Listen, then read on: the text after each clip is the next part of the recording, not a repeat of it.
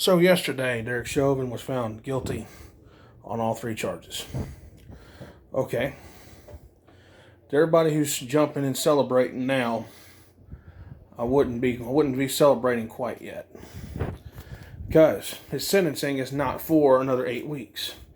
In that 8 weeks, they can still petition for a mistrial. And they can still file for appeal. They can also apply for clemency to get a lighter sentence so that he may not face the full 40 or 70 years that he may be facing.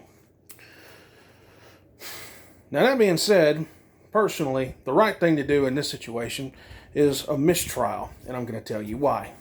One, that jury was not properly sequestered. For those who don't understand what that means they were not supposed to be watching the news, reading social media, or anything of that nature. They were not supposed to have any information on what was going on in the outside world.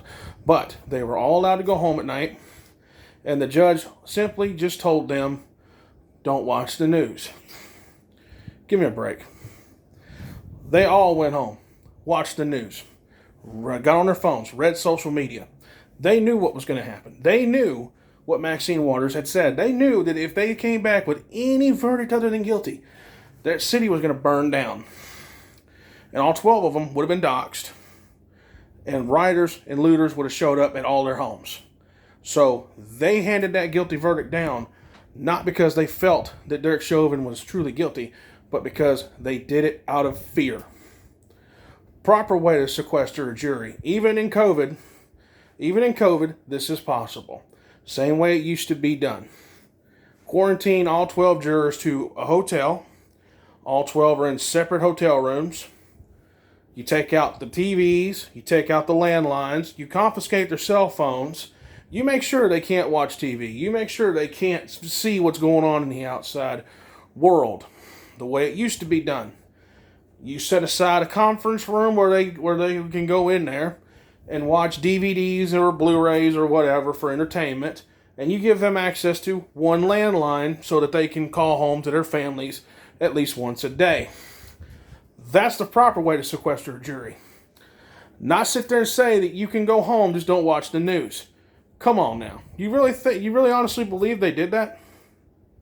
You really believe they went home, they didn't watch the news, and they showed up and did their due diligence? No. I guarantee you, they watched the news. They saw every word of what Maxine Waters said. And so, that influenced the outcome of this trial. And not to mention the fact that our president, yes, Mr. Joe Biden, who said that he waited until the jury was properly sequestered, which they were not, to say publicly he's praying for the right verdict.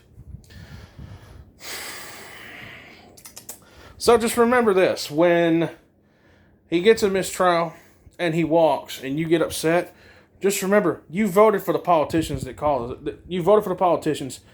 wrote his get out of jail free ticket.